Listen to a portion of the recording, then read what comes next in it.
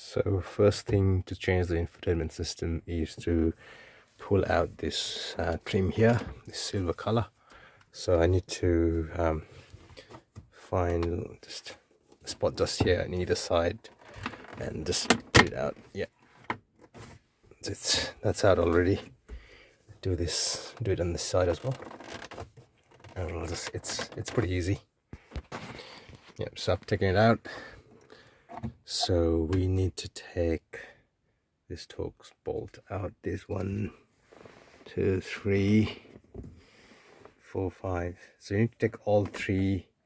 So the bottom one, the middle one, aircon controller, and the radio one, and even the top one. So everything has to be loosened for it to come out because they are interconnected. So you can't just pull the radio out. So everything has to be loosened. Okay, so I've taken all the bolts off and I've unplugged these 2 power cables from which are these. So in the new infotainment system, there's a connector that connects to this, and a portion of that will connect to the new LCD monitor, and then the half would connect to the radio. So radio is operational, as well as the new. So it's basically splices towards the radio as well as to the new screen. Okay, so this is the LCD screen, which will sit on a new frame that goes on top like this, and it pretty much covers that little void area you have on top. So as I mentioned before, so this is the male plug that goes in there to the existing one where the battery power is coming from. Then it will go to this will go to the battery, and there's a spliced section of it, spliced connector, which is this, that will go there to supply power to this LCD screen. Okay, so this is the GPS antenna with the screw type connector there, coax connector, so that goes there. Then you have 2 USB inputs, so this is pretty much like a tablet, and you can have, this is like 2 USB cable that's got, so it's got one cable's got a 3 pair pin, and the other one's got, I don't know if you can see it, but it's got a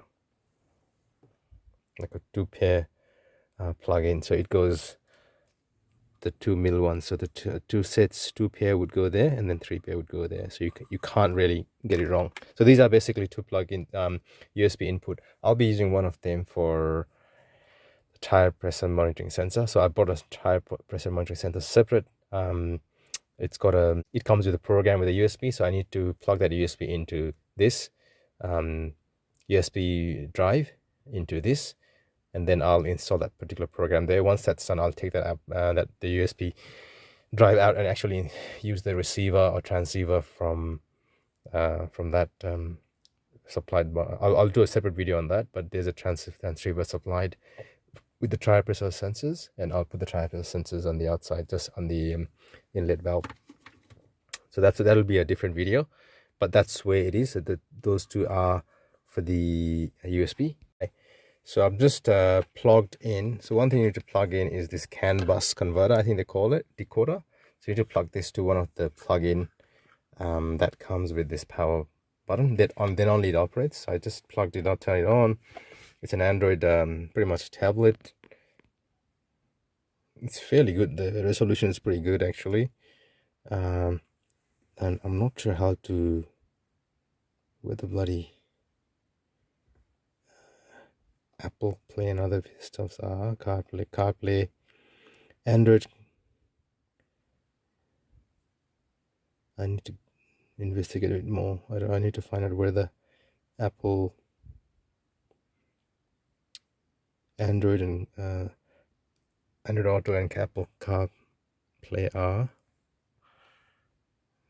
This is cute. This is the fan. I haven't plugged the fan in, but I can plug the fan in using, so I'll turn this off. So fan, this is the little fan plug, which needs to connect to one of the power supplies somewhere. I can find out a bit later. So yeah, the great thing is this is working. So now I need to connect. I bought front camera as well as a rear camera with it. So I'll do a separate video for the rear camera because it needs a lot of cabling and stuff. But the front one will be positioned somewhere here. And I need to route the cable just around there through the pillar there down into underneath that little entry. There's some cable path entry there, down through there, from inside there and out here. So it's a bit of a hassle there, but I need to do that. So I need to get at least 3 cables out from here. One is that GPS antenna that needs to go from here through that hole, then the rear camera, and then the front camera cable coming back in. So looking at the diagram, the front camera cable goes into that first, second, third, fourth port, fourth connection. So that cable looks like this. So as you can see, there's a 1, 2, 3, 6 pair of connectors there. So it just plugs in like that, and that's where the camera output plugs into. So this is the front camera. I think it's called DVAR. So it's got some features that detects, that sort of detects the collision and all that as well, and gives you warning. But I don't know how efficient that is. But this is a 1080p ADS, they call it, automatic something, and then this connects to this little port there, which is there, and then this actually goes to the USB. So one of the USB port will have should receive this, and the reverse camera was the one that goes there with the yellow port, which I just had it here before, which is this. So this is for the reverse camera, and this one of the USB port is for the front camera. Okay, so that's the camera there. I plugged in just to trial it. So this is the camera. It's fairly good actually. It's not, the resolution is not that bad. You can read the reg number and all that from the other cars. So what you need to do is, obviously we've got to plug into one of the USB, which is this. Then that plugs into that USB cable that plugs to the camera. So what you need to do is, in your to be able to record your video, you just gotta scroll down. It'll show you the DVR, and you just plug in that, update to the existing application, install, and it just appears there. Open to the HD car recorder. There you go. So full screen voice. Now there's quite a few recording. GPS on, record time, what time slots video you want. So you can choose between 1 to 3 minutes. Device, back. I'm pretty sure you should be able to. You shouldn't always go into that particular mode. I'm pretty sure you should be able to.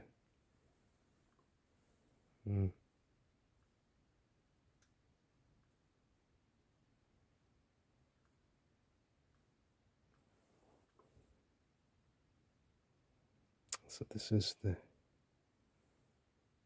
another one. Yep. So the shortcut is just to go to the menu, and then click this XE DVR, and it just appears there.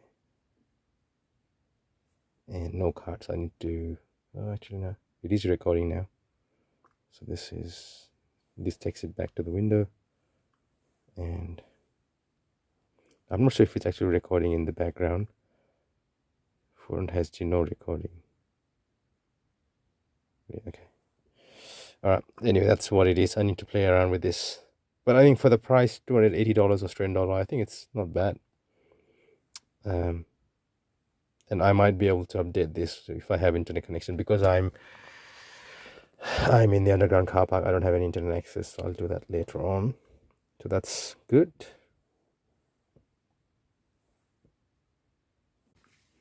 So this is what the replacement looks like. The replacement trim looks like. So the screen sits on the top and covers that whole void area.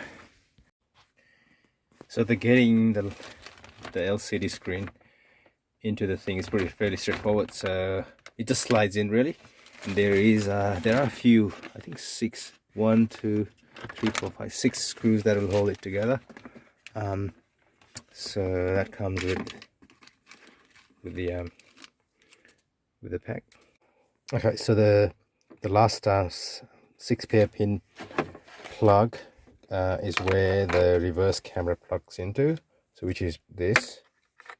So this sort of plugs in there.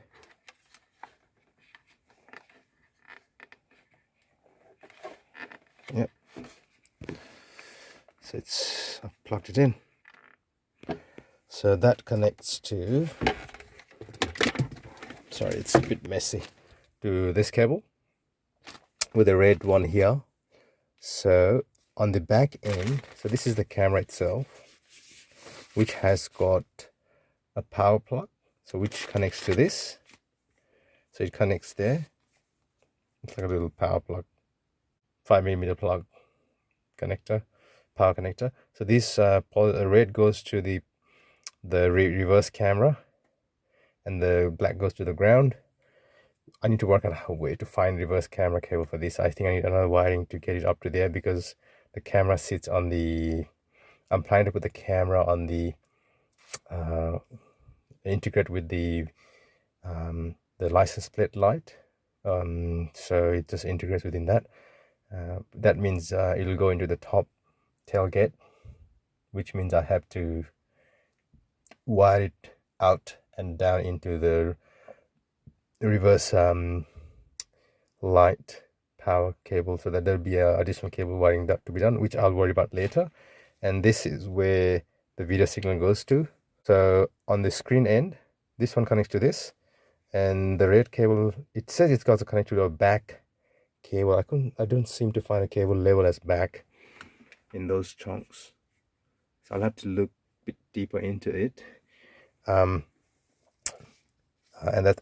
on the camera end, rear camera end, it just plugs in there, and that red wire connects to that red cable as well, which will eventually connects to the reverse camera light.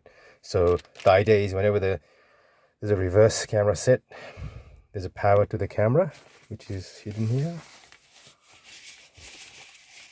The power goes to the camera and it starts to display on the screen at the front.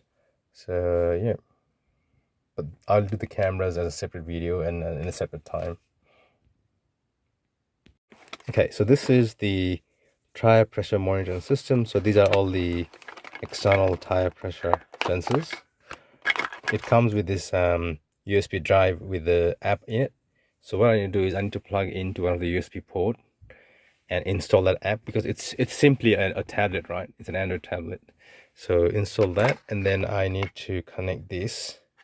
It's transceiver, so it's receiver as well as transmitter.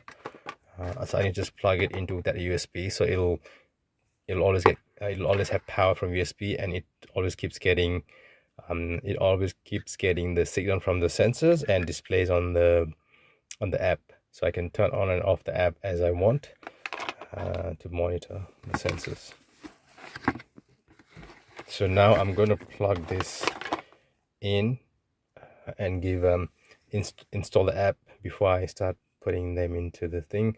The next thing I need to do is ensure all the cable that I need to get, for example, the GPS cable, the reverse camera, the front camera, out of there somewhere, hang it inside into near that lower glove box.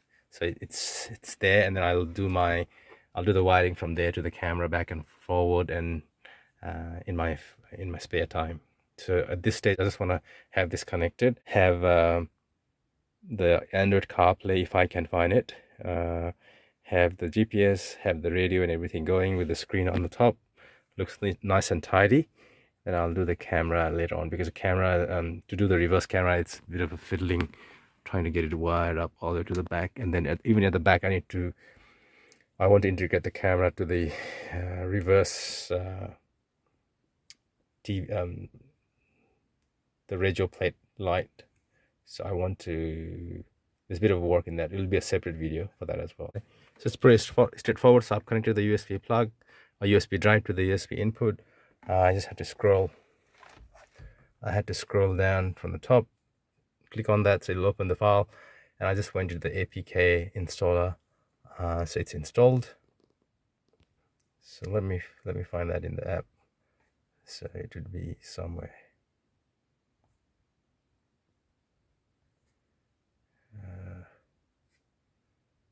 Jeez. Yeah, there you go. NRTPMS.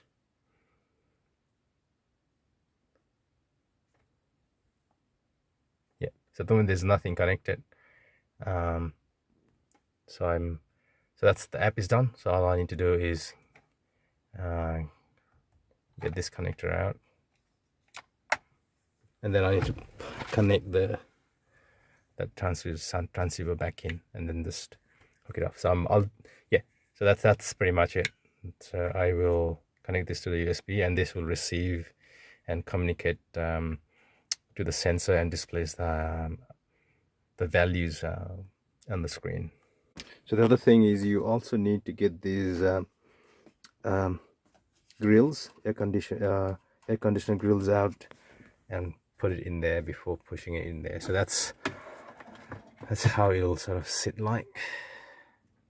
And I like this the best than the other ones, where you can actually change the battery area. I think this is much better in terms of getting the in terms of aesthetic as well as the functionality, so you don't lose all the buttons and stuff you have from the analog radio, as well as you have your digital screen. So getting the vent grill out is fairly easy. So there's one pressing point here, then one pressing clip, and there's another one here. So if just use your flat head to press it, and it'll just come off easy. After a lot of hassle, I had a lot of issues with the cable pin not working and so forth, so I fixed it. So I put the new cable plugs into the radio and push it in. It's pretty hard to push in the radio because there's a lot of cables that's got added after the addition of the new plugs, but it is doable.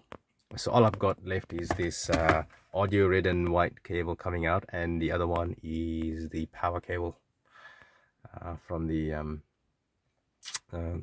spliced from the radio power supply. So that's the yellow and green and other ones. So there's two set of cable that has to come out. So I'm just fussing out between, because I've got this TPMS receiver and I've got this GPS locator. I'm trying to push it in that cavity so it stays in there, rather than me trying to wire it out and push it somewhere. But I'll see how I go. But there's a lot of fiddling around with these cables. So my plan is to at least get one of the USB cable out through the path down under, leave it hanging out there for the front camera, and then I'll get the reverse camera cable, which is that yellow one, as well, hanging out off there and underneath, so I can run it when I have time to do that. So today is purely just for installation of this unit, so I can at least have a radio and navigations and stuff going. Alright, so I've run this is the reverse cable, and there's another USB cable somewhere there. I've tried it, it's just there. So I've run two cables from there. That is all I need. And I'll have to somehow, now I'll plug these cables, the power cable and all the CAN bus and stuff in there. I'll have to somehow push it all the components in there so it can sit, so I can sort of have that neat and tidy on top. But I'll see how I can go. So this red and white for the audio is connected to there.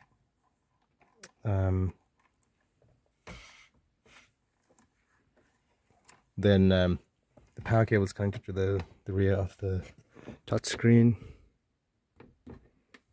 So the power, the CAN bus is connected there, and the CAN bus cover is connected to the rightmost plug, which is that blue and green. I don't know if you can see it. Yeah, it might differ with the unit. So my challenge is to have this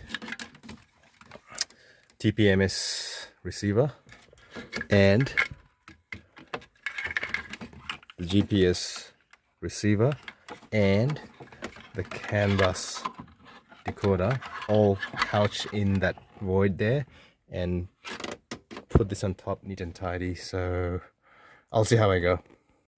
Yep, so that's the best I could push it all in. So I'll carefully push it in there, so hopefully nothing gets pinched. So one thing I forgot was to get these little self-locking clip out of the old trim.